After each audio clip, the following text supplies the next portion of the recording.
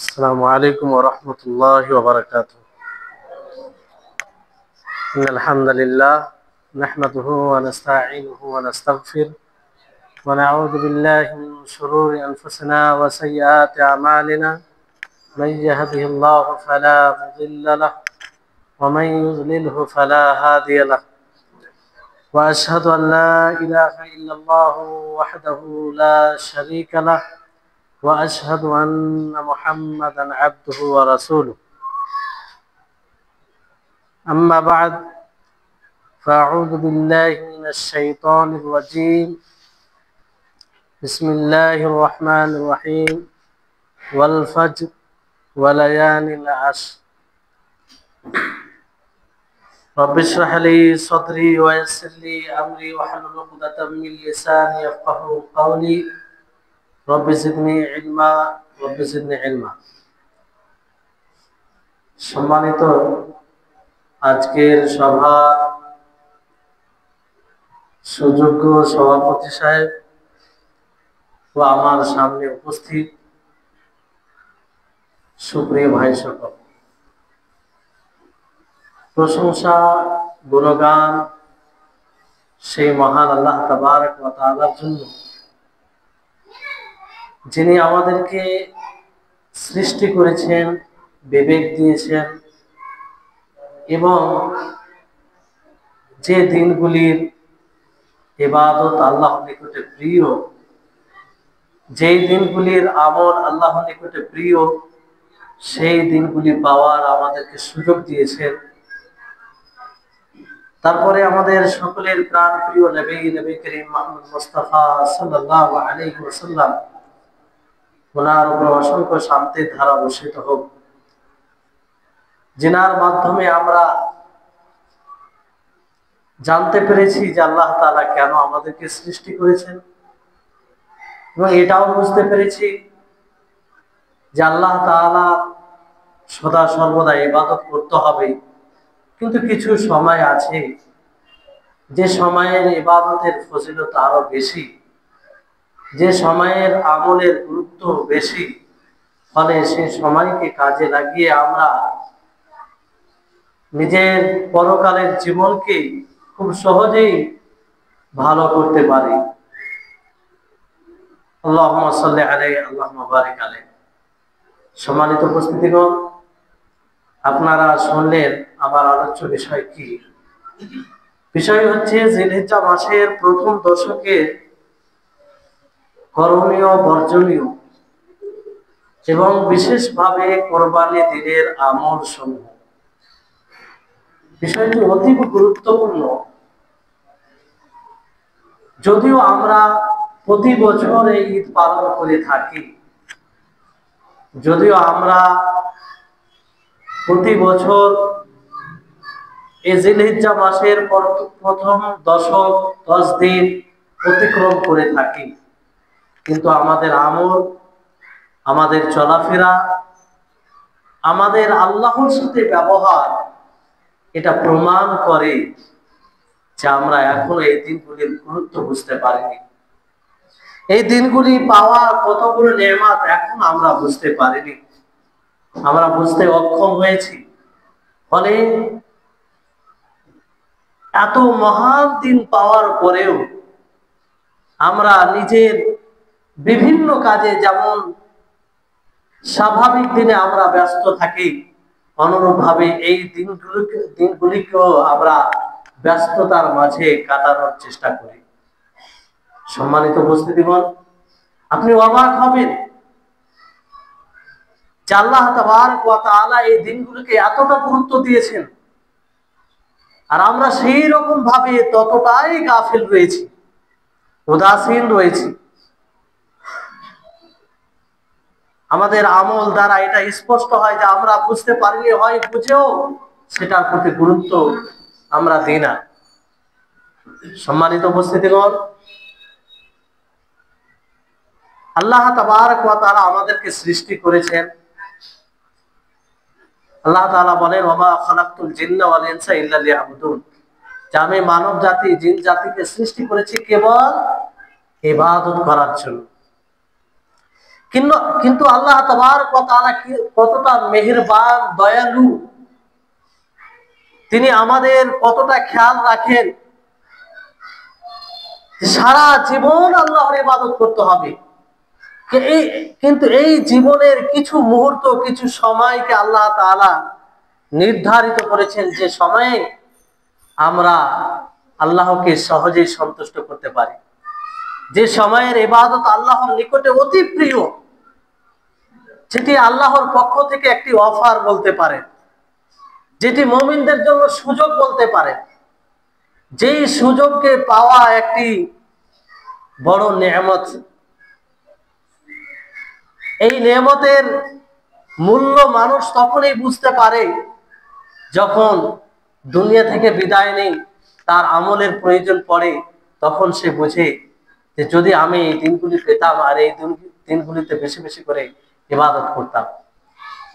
আমরা জানি যারা ব্যবসা করে, বিজনেস করে, তাদের একটা সিজন থাকে, তাদের একটা সময় থাকে যে সময়ে তাদের ব্যবসা বিজনেস ভালো চলে, সে সময়ে লাভ অংশ বেশি হয়। এমনকি এমনও কিছু ব্যবসা আছে যে একটা সিজন এমন থাকে, সেই সিজনে এতটা লাভ, তারা প্রফিট উঠায় যে পুরো বছর তাদের জন্য সেটা সহযোগী হয়ে যায়। অনুরূপ ভাবে একজন মুমিনের জন্য, কারণ একজন মুমিন আল্লাহর সাথে ব্যবসা করে, একজন মুমিন আল্লাহর সাথে তার উত্তম ভাবে ব্যবসা চলে, তো তার জন্য কিছু সিজন রয়েছে, সময় রয়েছে, যে সময়ে সে আল্লাহর সাথে ভালো বিজনেস ব্যবসা করতে পারে। তো সেই সময়গুলির মধ্যে একটি রমজান মাস, যে রমজান মাসে আমরা যথাসাধ্য আমরা গুরুত্ব দিয়ে আমল করার চেষ্টা করি। অনুরূপ ভাবে আরেকটি সময় হচ্ছে জিলহিজ্জা মাসের প্রথম দশক। এই দিনগুলির এতটা গুরুত্ব যে বিদ্বানগণ বলেছেন রমজান মাসের চেয়েও এই দিনগুলির আমল আল্লাহর নিকটে প্রিয়, রমজান মাসের চেয়েও উত্তম। আপনারা বুঝতে পারবেন।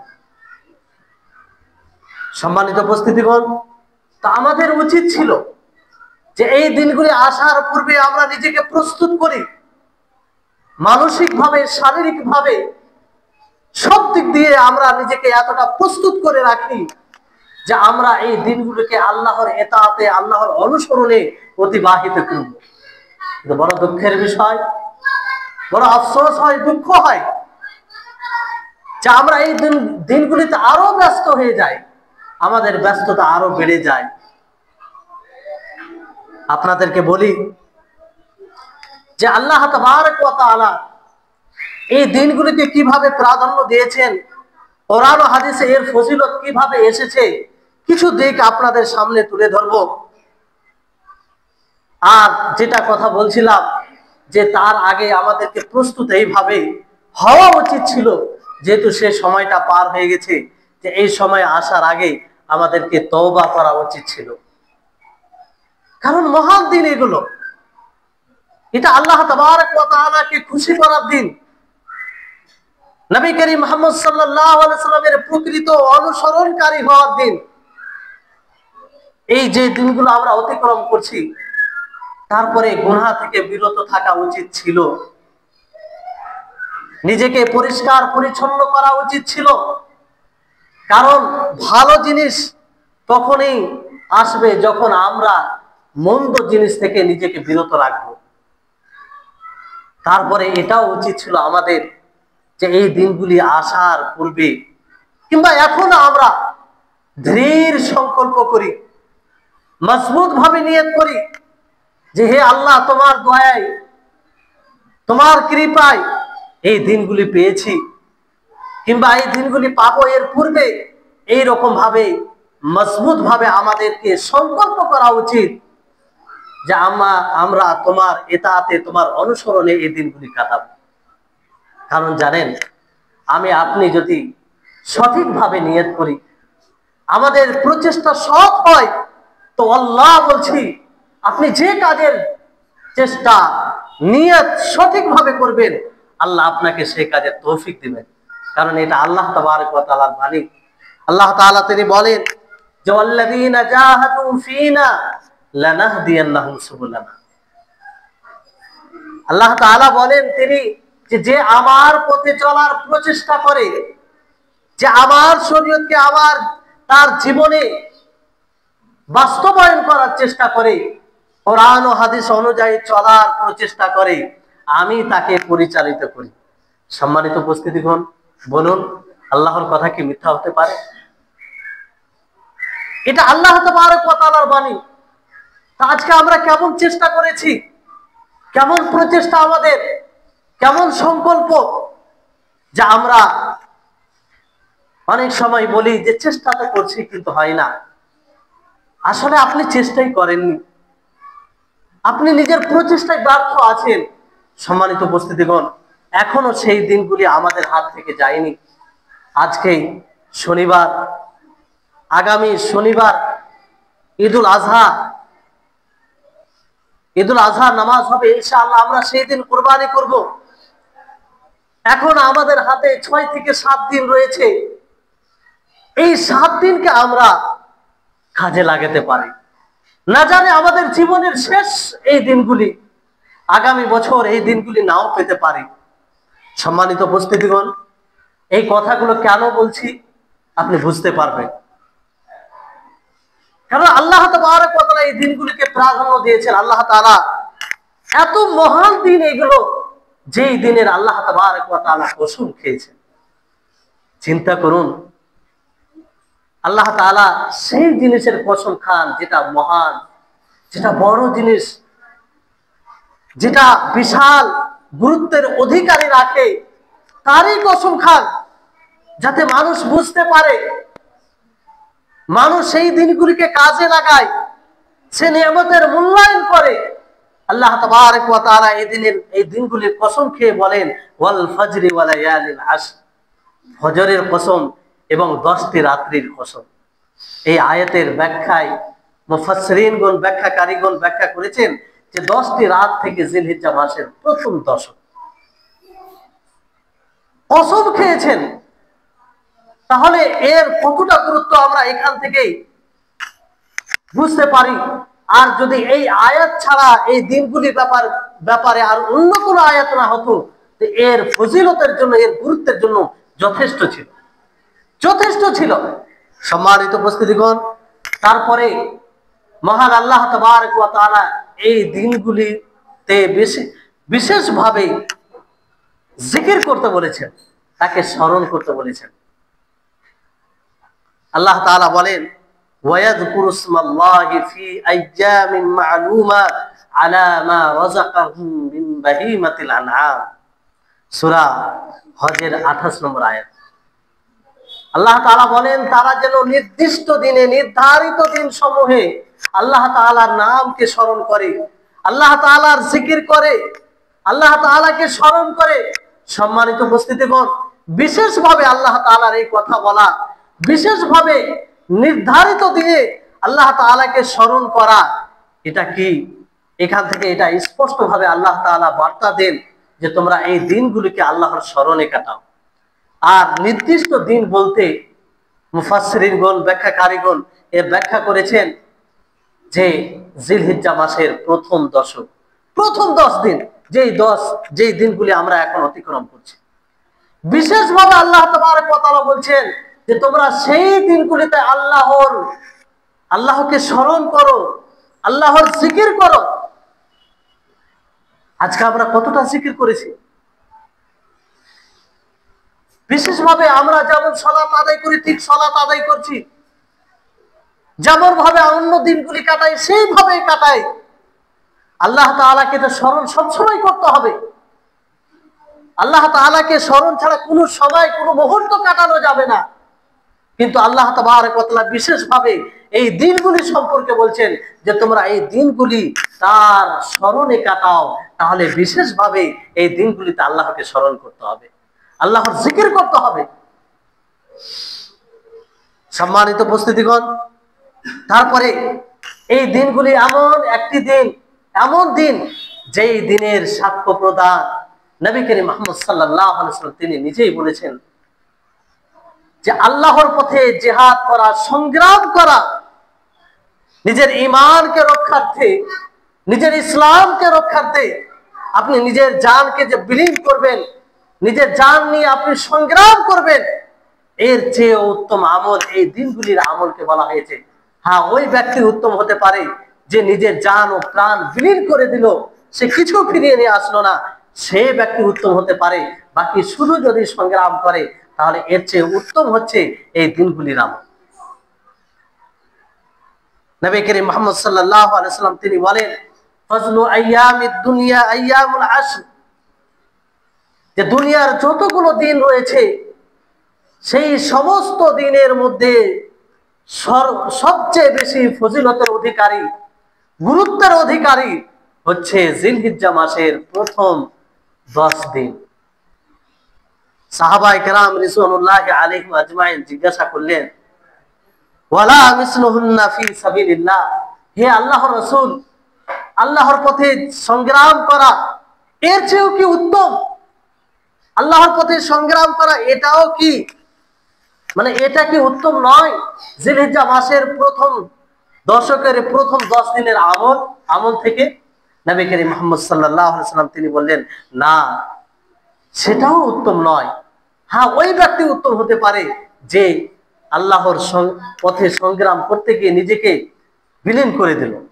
সম্মানিত উপস্থিতিগণ, তারপরে এই দিনগুলিতে ইয়াউমে আরাফা রয়েছে, যে দিনগুলি আমরা অতিক্রম করছি।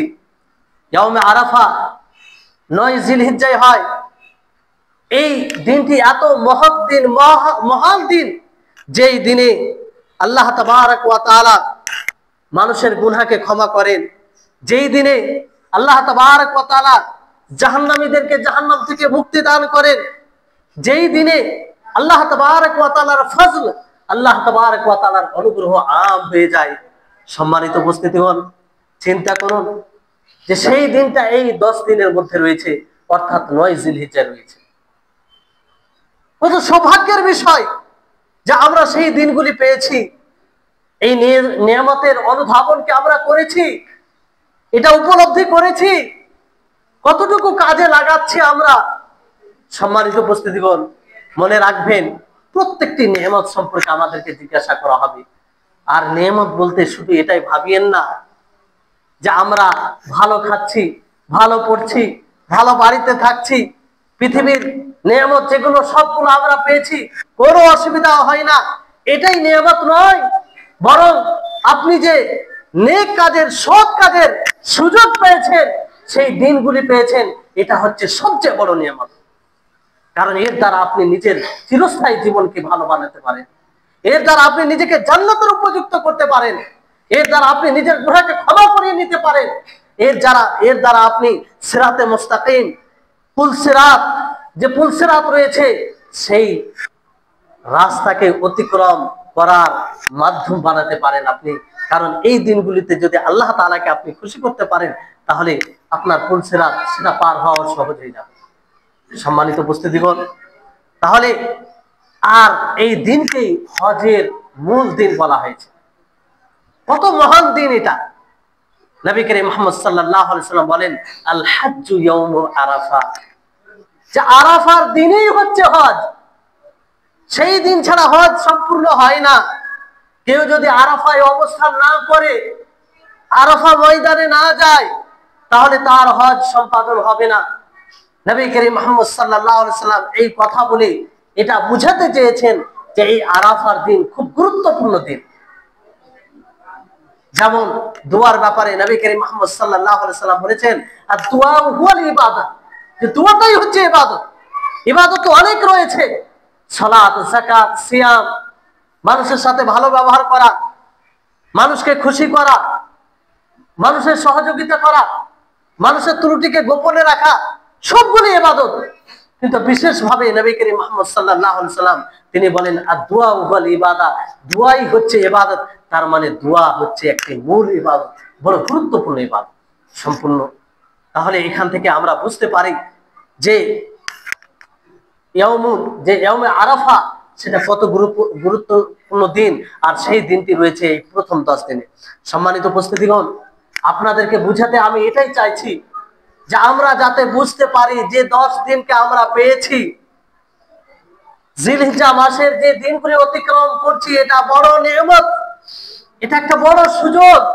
এই সুযোগকে যাতে আমরা কাজে লাগাই, এই দিনগুলি দ্বারা যাতে আমরা আল্লাহ তাআলাকে সন্তুষ্ট করতে পারি, এই দিনগুলি দ্বারা যাতে আমরা জান্নাত অর্জন করতে পারি, এই দিনগুলি যেন স্বাভাবিক দিনের মতো আমরা এই দিনগুলি অতিক্রম না করি, এটা বোঝানোর জন্য এতগুলো কথা বলছি। তারপরে আপনার এই দিনের মধ্যে, এই দিনগুলোর মধ্যে ইয়াউমুন নাহার রয়েছে। আপনি জানেন যে ইয়াউমুন নাহার সেই দিনের কতটা গুরুত্ব। নবী করিম মুহাম্মদ সাল্লাল্লাহু আলাইহি ওয়াসাল্লাম তিনি বলেন, আ'যামুল আইয়ামি ইনদাল্লাহি ইয়াউমুন নাহার, যে আল্লাহর নিকটে সর্বোত্তম দিন, সর্বশ্রেষ্ঠ দিন ইয়াউমুন নাহার, যেই দিন আমরা পশু জবাই করি, কুরবানি করি। আল্লাহু আকবার। তাহলে সেই দিন আমরা পেতে চলেছি, আর সেই দিন এই প্রথম দশকে রয়েছে। তারপরে এই দিনগুলির ফজিলত বর্ণনা করতে গিয়ে বিদ্বানগণ বলেন, হাফিজ ইবনে হাজার রাহিমাহুল্লাহ তিনি বলেন যে এই দিনগুলির ফজিলত বেশি এই কারণে, কারণ যতগুলি প্রধান ইবাদত রয়েছে সমস্ত প্রধান ইবাদত এই দিনগুলিতে একত্রিত হয়ে যায়। আমরা জানি যে সালাত মৌলিক ইবাদত, তাই না? আমরা জানি যে হজ ইসলামের স্তম্ভ, আর সেই হজ সম্পাদন করা হয় এই 10 দিনের মধ্যেই। যারা হাজি আছেন তিনারা জানেন যে 10 দিনের মধ্যে, এই 10ম জিলহিজ্জার মধ্যে হজ সম্পূর্ণ হয়ে যায়, এবং তার বেশিরভাগ বিধান এই 10 জিলহিজ্জার মধ্যেই রয়েছে। এত বড় বিধান একটি, যেটা ইসলামের স্তম্ভ, ইসলামের খুঁটি, সেটা এই 10 দিনেই পালন করা হয়। তারপরে কুরবানি, আমরা পশু কুরবানি করি, সেই ইবাদত এর মধ্যে রয়েছে। তাহলে চিন্তা করুন, এই জন্য বিদ্বানগণ বলেছেন যে অনেকেই বলেন, মানুষ দ্বিধায় পড়ে যায় যে রমজান মাসের আমলও আল্লাহর নিকটে প্রিয়, আবার জিলহিজ্জা মাসের প্রথম দশকের আমলও আল্লাহর নিকটে প্রিয়। তো সবচেয়ে প্রিয় কোনটা? তো সবচেয়ে উত্তম যেটা মত ওলামাগণ বলেছেন সেটা হচ্ছে যে রমজান মাসের শেষ দশকের রাত্রের আমল সবচেয়ে বেশি গুরুত্বপূর্ণ, কারণ সেই রাত্রে রয়েছে লাইলাতুল কদর, এবং সেই রাত্রে কোরআনুল কারীম নাজিল হয়েছে। আর জিলহিজ্জা মাসের দিনের আমল হচ্ছে সবচেয়ে উত্তম, কারণ যতগুলো গুরুত্বপূর্ণ বিধান রয়েছে জিলহিজ্জা মাসের প্রথম 10 দিনে, সেগুলো দিনে পালন করা হয়। সম্মানিত উপস্থিতিগণ, এবার আপনাদেরকে বলি, এখান থেকে আশা করি আপনারা বুঝতে পেরেছেন যে এই দিনগুলি কত গুরুত্বপূর্ণ। আর যদি আমরা এই দিনগুলিতে আমল করি, তাহলে এই আমল আমার কতটা গুরুত্বপূর্ণ আল্লাহর নিকটে, এই ব্যাপারে একটা হাদিস শুনুন। যদিও পূর্বে আপনাদেরকে বলেছি, বুঝতে পেরেছেন, বিশেষভাবে বলছি যাতে আমরা এই দিনগুলিতে বেশি বেশি করে আমল করতে পারি, সৎ কাজে অগ্রগামী হয়ে থাকতে পারি। যেমন ভাবে আমরা রমজান মাসে বেশি বেশি ইবাদত করি, অনুরূপ ভাবে এই 10টা দিনে যেন আমরা বেশি বেশি করে ইবাদত করতে পারি। আজকে দেখুন আমাদের সমাজে ওই পরিবেশ নাই, স্বাভাবিক দিনের মতো দেখা যায়। তো এই অবস্থায় দুটি অবস্থা হতে পারে, হয় আমরা এই দিনগুলি ফজিলত বুঝতে পারিনি, আমাদের কাছে জ্ঞান নেই, না হয় আমরা বুঝেছি গুরুত্ব দিই না, উদাসীন আমরা। তা না হলে কিছু তো পরিবেশ হয়ে থাকতো, কিছু তো আমরা ইবাদতে অগ্রগামী হতাম, আমাদের মাঝে ওই পরিবেশ দেখা যেত, কিন্তু দেখা যায় না। সম্মানিত উপস্থিতিগণ, নবী করিম মুহাম্মদ সাল্লাল্লাহু আলাইহি ওয়াসাল্লাম তিনি বলেন, মা মিন আইয়ামিন আল আমালুস সালিহ ফিহা আহাব্বু ইলাল্লাহি মিন হাযিহিল আইয়াম, যে আল্লাহর নিকটে সর্বপ্রিয় আমল, সবচেয়ে উত্তম আমল হচ্ছে জিলহিজ্জা মাসের এই প্রথম দশকের আমল। আল্লাহু আকবার। আর সেই দিনগুলিতে আমরা সবাই অতিবাহিত করছি, মানে আপনি সুবহানাল্লাহ বলবেন, আলহামদুলিল্লাহ বলবেন, বাকি 11 মাসের চেয়ে ওটা উত্তম হবে। আপনি এই 1-2 রাকাত নফল সালাত আদায় করবেন, বাকি 11 মাস যে 2 রাকাত আপনি নফল সালাত যদি 11 মাস যে কোনো সময় করেন, তাহলে তার চেয়ে উত্তম আমল হবে এই দিনের আমল। ভাবতে পেরেছেন? আল্লাহর নবীর হাদিস শুনে আমরা অনুধাবন করি না, আমরা একটুও বোঝার চেষ্টা করি না। নবী করিম মুহাম্মদ সাল্লাল্লাহু আলাইহি ওয়াসাল্লামের ভাষা ভঙ্গি, তিনি যে বলেছেন, তিনার যে শব্দ, তিনি মানুষকে কিভাবে উদ্বুদ্ধ করেছেন, মানুষকে কিভাবে উৎসাহ প্রদান করেছেন, যাতে মানুষ এই দিনগুলিকে কাজে লাগায়। নবী করিম মুহাম্মদ সাল্লাল্লাহু আলাইহি ওয়াসাল্লাম বলেন যে আল্লাহর নিকটে সর্বপ্রিয় আমল, সবচেয়ে উত্তম আমল হচ্ছে এই 10 দিনের আমল। আপনি আল্লাহু আকবার বলছেন তো, বাকি 11 মাসের চেয়ে উত্তম আমল। সুবহানাল্লাহ বলছেন, বাকি 11 মাসের চেয়ে উত্তম আমল। তা আমরা কি এই সুযোগ হাতছাড়া করতে পারি? একজন মুমিন হাতছাড়া করতে পারে? একজন মুমিনের উচিত হবে যে যখনই সে সুযোগ পাবে সেটাকে কাজে লাগাবে।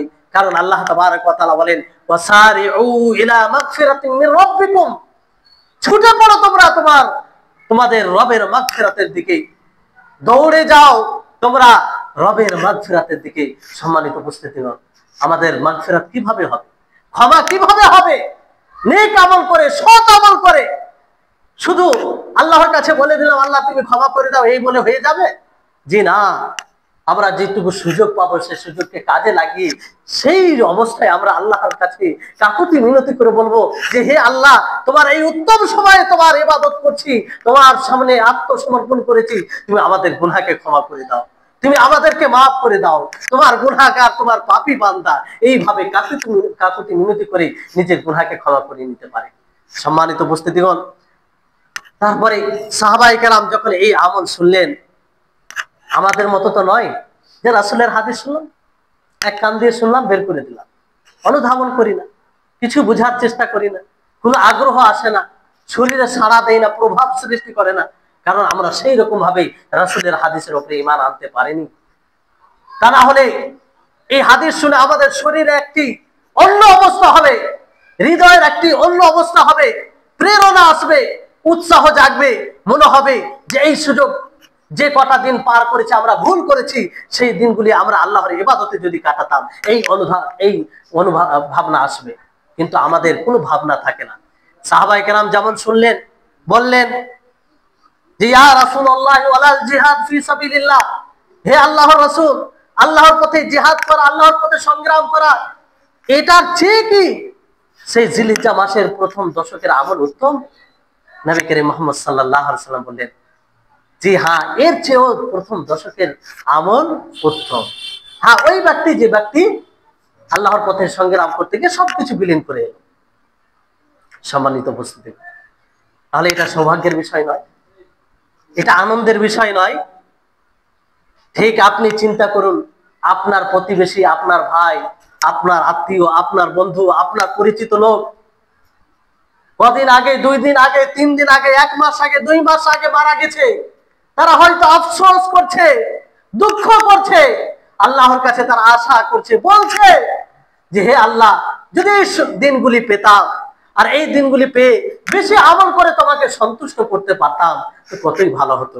কিন্তু তাদের এই আশা কোনো কাজে লাগবে না, তাদের এই আশা কোনো কাজে লাগবে না। সম্মানিত উপস্থিতিগণ, সেই মহান আল্লাহ তাআলা আমাদেরকে জীবিত রেখেছেন, সেই মহান আল্লাহ তাআলা আমাদেরকে এই নিয়ামতটি দিয়েছেন। আমরা এই নিয়ামতকে কাজে লাগাই, এই নিয়ামতের মূল্যায়ন করি, কিছুটা হলেও আমরা চেষ্টা করি। স্বাভাবিক দিনে যদি আমরা দিনে 4 রাকাত নফল সালাত আদায় করি, তাহলে এই দিনগুলোতে 8 রাকাত পড়ার চেষ্টা করি। স্বাভাবিক দিনে যদি 200 বার আল্লাহর জিকির করি, এই দিনগুলোতে আমরা 400 বার পড়ার চেষ্টা করি। স্বাভাবিক দিনে যদি আমরা 1000 টাকা দান করি, তাহলে এই দিনগুলোতে আমরা 2000 টাকা দান করার চেষ্টা করতে পারি। কিছুটা বেশি তো আমাদের ইবাদত বৃদ্ধি করতে পারি। সম্মানিত উপস্থিতিগণ, এগুলো আমরা করতে পারি, কিন্তু বুঝের অভাব, আমরা হয়তো বুঝতে অক্ষম হয়েছি। ফলে এই দিনগুলোতে আমরা উত্তম আমল করব, অবহেলায় কাটাবো না, এটাকে আমরা জীবনের শেষ সুযোগ মনে করব। আগামী বছর আবার এই সুযোগ পাবে, এটার কোনো গ্যারান্টি নেই। ফলে আমরা এই দিনগুলিতে নিজেকে তৈরি করি। তারপরে এই দিনগুলিতে আরো বিশেষভাবে আমল রয়েছে। কিছু আমল আপনাদেরকে গুরুত্বপূর্ণ আমল বলি, যেগুলো আমরা আমল এগুলো করতে পারি। যেমন এই দিনগুলিতে গুরুত্বপূর্ণ আমল হজ ও উমরা রয়েছে, সেই ব্যাপারে আমি আলোচনা করছি না। তবে আমাদেরকে হজ ও উমরার করার প্রতি একটু আগ্রহ রাখতে হবে। অনেক ভাই আছে তাদের উপরে হজ ফরজ হয়ে আছে, কিন্তু হজ করে না। উমরা করতে পারবে, উমরা ফরজ হয়ে আছে, 1 লাখ টাকা 1.5 লাখ টাকা এর মধ্যে হয়ে যাবে, কিংবা 1 লাখ টাকার মধ্যে হয়ে যাবে। অনেক ভাই আছে যারা করতে পারবে কিন্তু করছে না। তো এটা আমল করার চেষ্টা করবেন। তারপরে আপনার সিয়াম, রোজা রাখবেন। এই রোজার কত গুরুত্ব বুঝতে পারলেন? আমাদের সমাজ এতটা মিসকিন, অভাবী হয়ে পড়েছে সৎ আমলের দিক দিয়ে, যে আপনি যদি অন্য দেশে যান, যারা সৌদি আরব গেছে তারা হয়তো বুঝতে পারবে যে সেখানে প্রতি সোমবার, প্রতি বৃহস্পতিবার এমন ভাবে সিয়াম সাধনা করে, রোজা রাখে, মনে হবে রমজান মাস। তারা মুহররমের ইয়াউমে আশুরার রোজা এমন ভাবে রাখে, মনে হবে রমজান মাস। তারা জিলহিজ্জার প্রথম দশকে এমন ভাবে রোজা রাখে, মনে হবে রমজান মাস। কেন তারা রাখে, আমরা কেন রাখি না? তারা বেশি গুনাহগার, এই জন্য তাদের বেশি নেকির প্রয়োজন আছে, আর আমরা বেশি নেকি অর্জন করে ফেলেছি, এই জন্য প্রয়োজন নেই। সম্মানিত উপস্থিতিগণ, আমাদের পরিবেশ তৈরি করতে হবে। আমরা 1টা, 2টো, 3টে, 4টা রোজা রাখতে পারি। যত বেশি এই 9 দিনে 3টা, 4টা, পারলে 9টাই রাখুন। আর এই রোজার কতটা ফজিলত আপনি শুনুন, যে নবী করিম মুহাম্মদ সাল্লাল্লাহু আলাইহি সাল্লাম তিনি বলেন, কুল্লু আমাল ইবনে আদম লাহু ইল্লা সাওম ফাইন্নাহু লি ওয়া আনা আজজি বিহি। আল্লাহু আকবার। একটু চিন্তা করুন যে নবী করিম মুহাম্মদ সাল্লাল্লাহু আলাইহি ওয়াসাল্লাম, এটা আল্লাহ তাবারক ওয়া তাআলা তিনি বলছেন হাদিসে কুদসিতে, যে আদম সন্তানের আমল তার জন্য, তাকে তার বদলা সেই মতো দেওয়া হবে। কিন্তু রোজা আমার জন্য, আল্লাহ তাআলা বলছেন যে রোজা, সিয়াম আমার জন্য, আমি তার প্রতিদান দেব। ভারতবর্ষের প্রধানমন্ত্রী যদি বলে যে সবাইকে তাদের মানে প্রতিদান কিংবা যা কিছু করেছে পুরস্কার সবাইকে অমুক জন দিবে কিংবা অন্য লোক দিবে, আর আমি কিছু লোককে নিজে হাতে দেব, তাহলে সেটা কত খুশির বিষয় হবে বলেন তো? আল্লাহ তাবারক ওয়া তাআলা তিনি বলছেন যে আমি তাকে দেব, এটা আমার জন্য। তারপরে আম রোজা যেখানে রাখবেন আপনি, স্বাভাবিক রোজা, নবী করিম মুহাম্মদ সাল্লাল্লাহু আলাইহি সাল্লাম তিনি বলেন, যদি কোনো ব্যক্তি একদিনের সিয়াম সাধনা করে, মান সামা ফি সাবিলিল্লাহি বা'দাল্লাহু ওয়াজহাহু আনিন নারি 70 খরিফান, যে ব্যক্তি আল্লাহর পথে, আল্লাহর উদ্দেশ্যে একদিন সিয়াম সাধনা করবে, রোজা রাখবে, আল্লাহ তাবারক ওয়া তাআলা তাকে তার মুখমণ্ডলকে জাহান্নাম থেকে সে 70 বছর যত দূর অতিক্রম করতে পারবে, যেতে পারবে, তত দূর তাকে জাহান্নাম থেকে দূর করে দেবে। আল্লাহু আকবার। আমরা তো সামান্য রোজা রাখি, সিয়াম সাধনা করি কিসের জন্য? সে জাহান্নাম থেকে বাঁচার জন্য। আমরা কতদিন সেই জাহান্নাম থেকে বাঁচার জন্য সিয়াম সাধনা করেছি। ফরজ সিয়াম তো রাখতেই হবে, সেটা ছাড়া কোনো উপায় নেই। কিন্তু নফল সিয়াম কখন রাখি আমরা? নফল সিয়াম মনে রাখবেন, আমরা যদি আল্লাহর নিকটে হতে চাই তাহলে নফল ইবাদত করতে হবে। এটা যদি আম রোজার ব্যাপারে এই ফজিলত হয়, তাহলে এই দিনগুলিতে যদি আপনি রোজা রাখেন, 1টা, 2টো, 3টে, 4টা, 5টা রাখতে পারেন, তাহলে কতটা নেকির অধিকারী হবেন বলেন? কারণ এই দিনগুলির আমল আল্লাহর নিকটে সর্বপ্রিয় আমল, সবচেয়ে গুরুত্বপূর্ণ আমল। তারপরে আপনাদেরকে বলে দিই যে এই দিনগুলির মধ্যে একটি রোজা রয়েছে যেটা প্রত্যেক মুমিনের জন্য খুশির বিষয়, আনন্দের বিষয়, সুবর্ণ সুযোগ, নিজের গুনাহকে মুক্ত করিয়ে নেওয়ার, নিজের গুনাহকে ক্ষমা করিয়ে নেওয়ার, আল্লাহর সন্তুষ্টি লাভ করার খুব সহজ সরল আমল, যে আমলে কষ্ট কম, নেকি বেশি, সেটি হচ্ছে আরাফার রোজা। আরাফার রোজা সম্পর্কে নবী করিম মুহাম্মদ সাল্লাল্লাহু আলাইহি ওয়াসাল্লাম তিনি বলেন, সিয়ামু ইয়াউমি আরাফাতা আহতাসিবু আলাল্লাহি আন ইউকাফিরা আস-সানাতাল্লাতী ক্বাবলাহু আল্লাতী বা'দা। আল্লাহ নবী বলছেন যে আরাফার রোজার সম্পর্কে আমি ধারণা রাখছি, যদি কোন ব্যক্তি এই আরাফার দিনের সিয়াম সাধনা করে, রোজা রাখে, একটা দিনের রোজা রাখে, সেই 9 জিলহিজ্জার, তাহলে তার আগের এবং পরের 1 বছর 2 বছরের গুনাহ আল্লাহ তাআলা ক্ষমা করে দিবেন। আল্লাহু আকবার। আমরা চাই না যে আল্লাহ তাআলা আমাদের পূর্বের 1 বছর, আগের 1 বছর, পরের 1 বছর গুনাহ ক্ষমা করে দিন? চাই কি চাই না? সকলে চাই তো? না আমরা গুনাহ করি না? আমাদের দ্বারা পাপ হয় না? ছোট ছোট পাপ কত হয়, মুহূর্তে মুহূর্তে পাপ করি, ইচ্ছায় অনিচ্ছায়, প্রকাশ্যে গোপনে, সব রকম ভাবে গুনাহ করি। আমরা পাপী বান্দা, আল্লাহ গুনাহগার বান্দা, নিজে নফসের উপরে জুলুম করি। আমরা জালিমদের অন্তর্ভুক্ত। ফলে এই গুনাহকে ক্ষমা করিয়ে নেওয়ার অনেকটাই প্রয়োজন রয়েছে। সেই সুযোগটা আমরা পেতে চলেছি, আর সেই সুযোগটা হচ্ছে নবম জিলহিজ্জা, অর্থাৎ ঈদের আগের দিন শুক্রবার পড়ছে। সকলে রাখবেন তো ইনশাআল্লাহ? সকলে রাখবেন ইনশাআল্লাহ? সকলে রাখলে একটা দিনের রোজা রাখতে পারবে। তার আগে বললাম যে ফজিলত গুলো বললাম, পারলে 2, 3, 4 রাখবেন। কারণ রোজা রাখলে আপনার জন্য সহজ। আপনার রেখে যখন অভ্যাস হয়ে যাবে তখন মানে আপনাকে মানে ভালো লাগবে, তৃপ্তি পাবেন। একটা আপনার মধ্যে আসবে যে কিছুটা হলেও তো আল্লাহর জন্য কাজ করছি। আপনি আল্লাহর কাছে বেশি আশার দাবিদার হবেন। কারণ যত সৎ আমল করবেন তত আল্লাহর উপরে দৃঢ় আশা জাগবে, আর সেই আশা আপনাকে প্রেরণা দেবে, সেই আশা আপনাকে উদ্বুদ্ধ করবে, সেই আশা আপনাকে গুনাহ থেকে বিরত থাকবে। আর যত আপনি সৎ আমল থেকে বিরত থাকবেন ততই আপনি নিরাশার হতাশার ছায়ায় পড়বেন, আর তখনই আপনি বেশি বেশি গুনাহ করবেন। সম্মানিত উপস্থিতিগণ, তাহলে আশা করি আপনারা সকলে রাখবেন, বাড়িতে সকলকে বলবেন তারা যেন এই রোজাটি রাখে শুক্রবার। তারপরে সালাত আদায় করা, বিশেষভাবে এই দিনগুলিতে আমরা 5 ওয়াক্তের সালাত জামাতে এবং সুন্নাহ সহ পড়ার চেষ্টা করব। নফল সালাত বেশি বেশি করে পড়ার চেষ্টা করব, কারণ এই দিনগুলির আমল হচ্ছে উত্তম। আমরা বিশেষ করে এই 10টা দিন, এই কটা দিন একটু নিজেকে সজাগ করি, কিংবা একটু যত্নবান হই আমলের ব্যাপারে, বেশি বেশি করে আমল করার চেষ্টা করি। তারপরে আরেকটি গুরুত্বপূর্ণ আমল হচ্ছে যে তাকবীর, তাহমিদ আর তাহলিল এই দিনগুলিতে করতে হবে। যেই ব্যাপারে আব্দুল্লাহ ইবনে ওমর তিনি বলেন যে মা মিন আইয়ামিন আযমু ইনদাল্লাহি ওয়ালা আহাব্বু ইলাইহিল আমালু ফীহিন্না মিন হাযিহিল আইয়ামিল আশর। তিনি বলেন যে সবচেয়ে উত্তম আমল হচ্ছে এই 10 দিনের আমল আল্লাহর নিকটে। ফলে তিনি কি বলেন যে ফাআকসিরু ফীহিন্না আত-তাহলিল ওয়াত তাকবীর ওয়াত তাহমিদ, যে তোমরা আল্লাহর প্রশংসা বেশি বেশি করে করো, আল্লাহর বড়ত্ব বর্ণনা করো, তিনি ছাড়া সত্য কোনো মাবুদ নেই এটার ঘোষণা দাও, আর আল্লাহর পবিত্রতা বর্ণনা করো।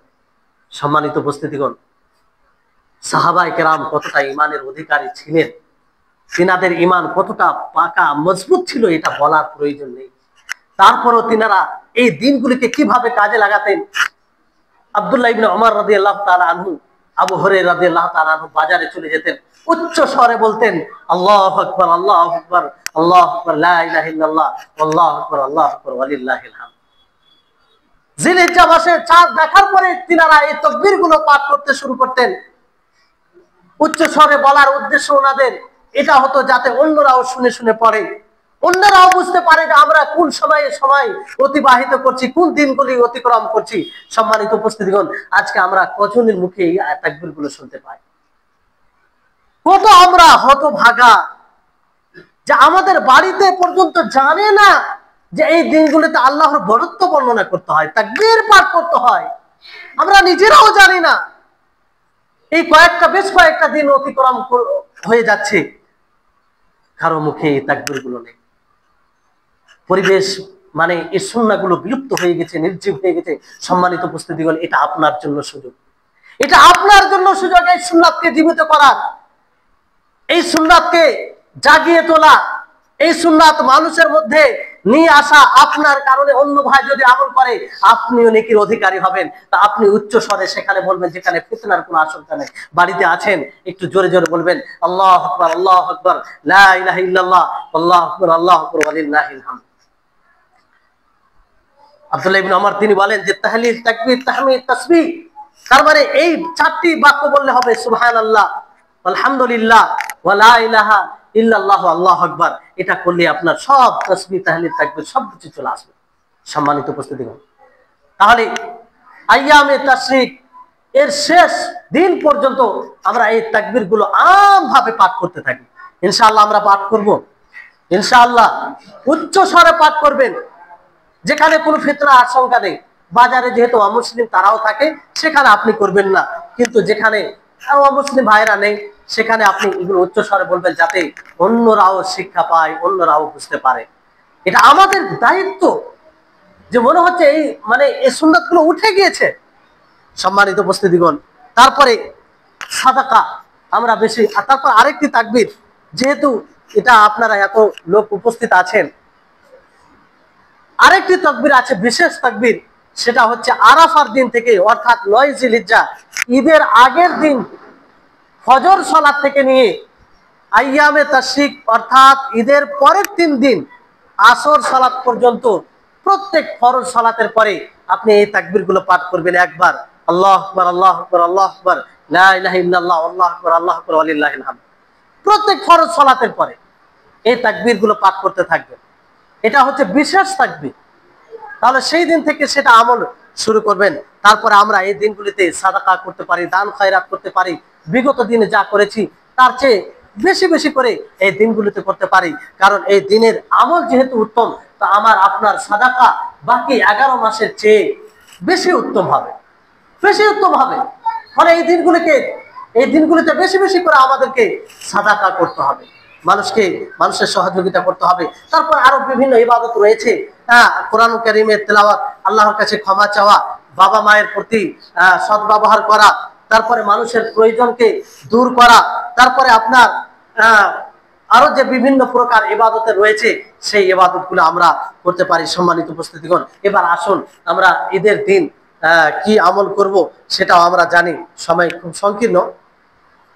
প্রথমে আমরা জানি যে ঈদ এটা একটি আল্লাহর প্রদত্ত উপহার। এটা আল্লাহ তাবারক ওয়া তাআলা আমাদেরকে দিয়েছেন। এটা অনর্থক আল্লাহ তাআলা দেননি, এর বিশেষ হিকমা রয়েছে, উদ্দেশ্য রয়েছে। সর্বোপরি এর হিকমত, এর উদ্দেশ্য হচ্ছে যাতে আমরা আল্লাহ তাআলার শুকরিয়া জ্ঞাপন করি, আল্লাহ তাআলার কৃতজ্ঞতা প্রকাশ করি, আল্লাহ তাআলার শুকরিয়া এইভাবে করি যে তার তাকবীর পাঠ করে, তার বরত্ব বর্ণনা করে। যেমন আল্লাহ তাবারক ওয়া তাআলা সূরা বাকারার 185 নম্বর আয়াতে বলেন, ওয়ালিতুকমিলুল ইদ্দাতা ওয়ালিতুকাব্বিরুল্লাহা আলা মা হাদাকুম ওয়া লাআল্লাকুম তাশকুরুন, যে যাতে তোমরা গিনতি গণনা পূর্ণ করো এবং আল্লাহর বরত্ব বর্ণনা করো।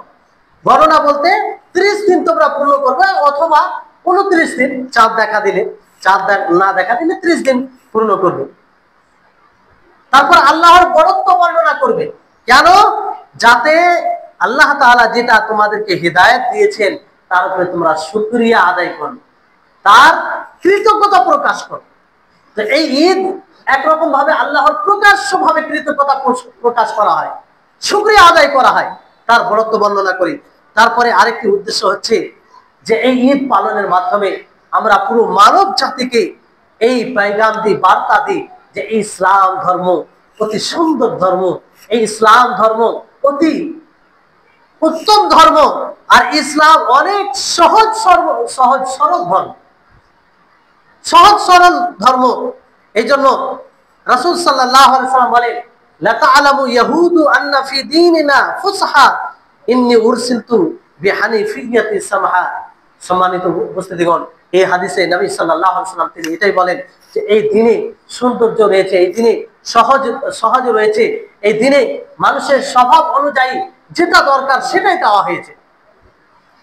তাহলে এটা একটা ইসলামের সৌন্দর্য। তারপরে এই ঈদ থেকে এটা স্পষ্ট হয় যে ঈদ আমাদের ইসলাম ধর্ম এতটাই মনোনীত ধর্ম, এতটাই প্রিয় ধর্ম যে মানুষের স্বভাব অনুযায়ী এটা ধর্ম। কারণ আল্লাহ তাআলা সবসময় যদি ইবাদত করতে বলতেন, খুশির দিন না থাকতো, তো মানুষের স্বভাব এটা পছন্দ করত? মানুষ এটা চাইতো? প্রাকৃতিক ভাবে মানুষ চায় যে কিছু খুশির দিন হোক, কিছু আনন্দের দিন হোক। এই জন্য আল্লাহ তাআলা স্বভাবগত ভাবে মানুষের যেটা স্বভাব চাই সেই অনুযায়ী কি করেন? সেই অনুযায়ী আল্লাহ তাবারক ওয়া তাআলা ঈদের নামাজ দিয়েছেন, যাতে আমরা সেদিন আনন্দিত হই, খুশি আনন্দ ভোগ করি। সম্মানিত উপস্থিতিগণ, এটা আল্লাহ তাবারক ওয়া তাআলা দেওয়া নিয়ামত। ফলে এটা আমরা যেন বুঝতে পারি, আর এই নিয়ামতকে আল্লাহ তাবারক ওয়া তাআলা যেভাবে এটা পালন করতে বলেছেন সেভাবেই আমরা যেন পালন করি। যেমন এই ঈদে আপনি খুশি আনন্দ ভোগ করতে পারেন। নবী করিম মুহাম্মদ সাল্লাল্লাহু আলাইহি ওয়াসাল্লামের জামানায় এটা প্রমাণিত যে আয়েশা রাদিয়াল্লাহু তাআলা আনহার বাড়িতে 2টি মেয়ে, মানে তাব, যেগুলো ঢোল এক প্রকারের, যে একদিকে বাজে সেটা বাজাচ্ছিল এবং গান গাচ্ছিল, আর কি গান গাচ্ছিল এক প্রকার।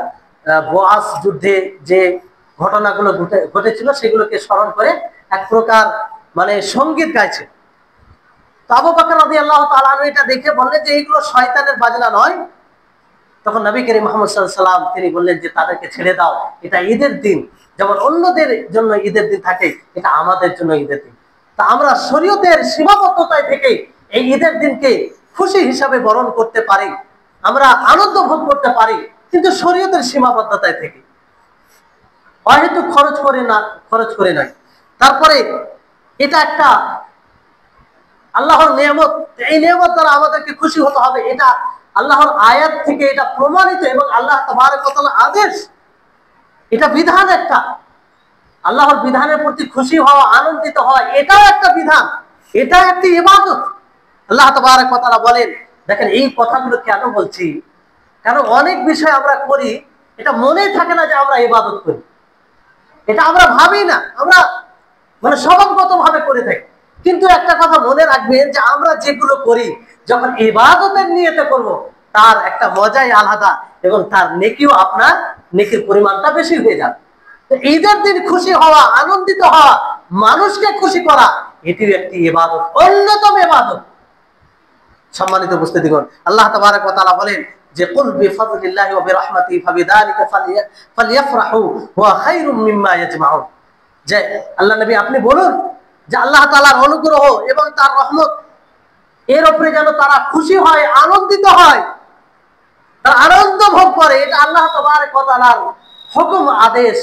সম্মানিত উপস্থিতিগণ, তারপরে এই ঈদের উদ্দেশ্য আরেকটি হচ্ছে, হিকমত হচ্ছে আরেকটি, যাতে আমরা আল্লাহর যেগুলো বিধান রয়েছে, প্রতীক রয়েছে ইসলামের, সেগুলোর আমরা সম্মান প্রদর্শন করি, সম্মান প্রদর্শন করি। আল্লাহ তাবারক ওয়া তাআলা তিনি বলেন ওয়া মান ইউআযযিম শাআইরাল্লাহি ফাইন্নাহা মিন তাকওয়াল কুলুব, যারা আল্লাহর প্রতীক সমূহের, আল্লাহর নিদর্শনের সম্মান প্রদর্শন করে, মূলত এটা তাকওয়ার পরিচয়, আল্লাহর ভয় ভীতির পরিচয়। সম্মানিত উপস্থিতিগণ, তাহলে এইভাবে আমরা এর সম্মান, ঈদকে ভালোভাবে ঈদ বরণ করে, ঈদ কে পালন করে আমরা এটা প্রতি এটা সম্মান করতে পারি। এবার আসুন যে সামনে যেহেতু ঈদ আসছে, এই ঈদের দিনে কিছু আমাদের আমল আছে, খুব সংক্ষিপ্ত ভাবে আমি বলে যাব, আপনারা খুব মনোযোগ দিয়ে শুনবেন।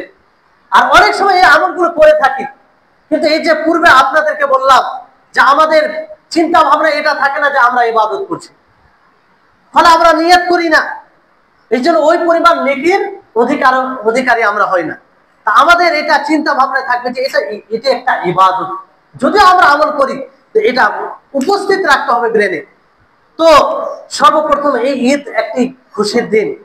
তো এই ঈদে প্রথম যে বিষয়টি, ঈদুল আজহার ক্ষেত্রে যে আপনি খাবার ও পানাহার থেকে বিরত থাকবেন ঈদের সালাতের পূর্ব পর্যন্ত। ঈদের সালাত পরে আপনি খেতে পারেন, এটি একটি সুন্নাহ, এটা রোজা নয়। অনেকেই বলে অর্ধ রোজা, শ্যাম মানে শ্যাম বলে আখ্যায়িত করে, রোজা বলে, রোজা বলাটাই ভুল। রোজা হচ্ছে পূর্ণ সেই ফজর থেকে নিয়ে সূর্য অস্তমিত হওয়া পর্যন্ত খাবার ও পানাহার থেকে বিরত থাকে, এটা রোজা নয়, এটা একটা সুন্নতি পদ্ধতি, যে আপনি সেই ফজরের পর থেকে নিয়ে মানে ঈদের সালাতের আগ পর্যন্ত কিছুই খাবেন না, ঈদের সালাতের পরে খাবেন। এটা নবী সাল্লাল্লাহু আলাইহি সাল্লামের পদ্ধতি, নবী সাল্লাল্লাহু আলাইহি সাল্লাম তাই করতেন।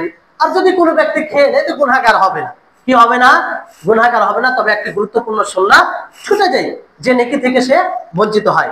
সম্মানিত উপস্থিতিগণ, তারপরে দ্বিতীয় যেটা আমল, সেটা হচ্ছে যে আপনি সৌন্দর্যতা অবলম্বন করবেন, ভালো পোশাক পরবেন, সৌন্দর্য পরিষ্কার পরিচ্ছন্ন পোশাক পরবেন, এটি একটা ইবাদত। ইবাদতের নিয়তে আপনি সেই সৌন্দর্য অবলম্বন করবেন। আপনার বাড়িতে যত সুন্দর পোশাক আছে সেটা পরার চেষ্টা করবেন। সেদিন আপনি আতর ব্যবহার করবেন, সেন্ট ব্যবহার করবেন, যাতে আপনার শরীরে কোনো প্রকারের দুর্গন্ধ না থাকে, আর মনে হয় এটা খুশির দিন, এটা আনন্দের দিন, এটা স্বাভাবিক দিন নয়, এটা আল্লাহ তাবারক ওয়া তাআলার দেওয়া একটি নিয়ামত, যে নিয়ামতের বহিঃপ্রকাশ আপনি আল্লাহর নিয়ামতকে স্পষ্ট করে করছেন। নবী সাল্লাল্লাহু আলাইহি সাল্লাম তাই করতেন। নবী সাল্লাল্লাহু আলাইহি সাল্লাম একদম সাদা সিম্পল ভাবে জীবনযাপন করতেন, তারপরেও সেই ঈদের দিন তিনি সৌন্দর্যতা অবলম্বন করতেন, ভালো পোশাক পরিধান করতেন। এই ব্যাপারে হাদিস আছে, সেই হাদিসগুলো বলছি না কারণ সময় নাই। তারপরে তৃতীয় আমল হচ্ছে যে সেই দিন বিশেষভাবে তাকবীর পাঠ করবেন। দেখেন এই দিনগুলো সব সময় থাকে না। ঈদের দিন উচ্চ স্বরে ঈদের সালাত মানে ঈদগাহ পর্যন্ত কিংবা ঈদের সালাত হওয়া পর্যন্ত আপনি তাকবীর গুলো উচ্চ স্বরে পাঠ করবেন। এমনটা নয় যে মাইকে যখন বলা হবে তখনই আপনি বলবেন, তা নয়।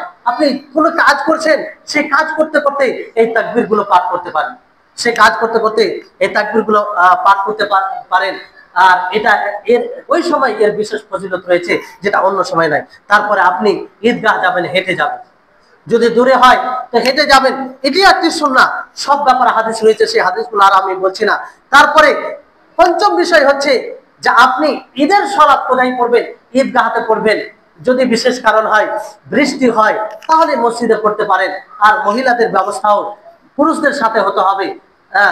তাদের যে আলাদাভাবে নিয়মিতভাবে একই রকম ভাবে মেয়েরা জামাতের ব্যবস্থা করে, এই থেকে বিরত থাকাটাই উচিত।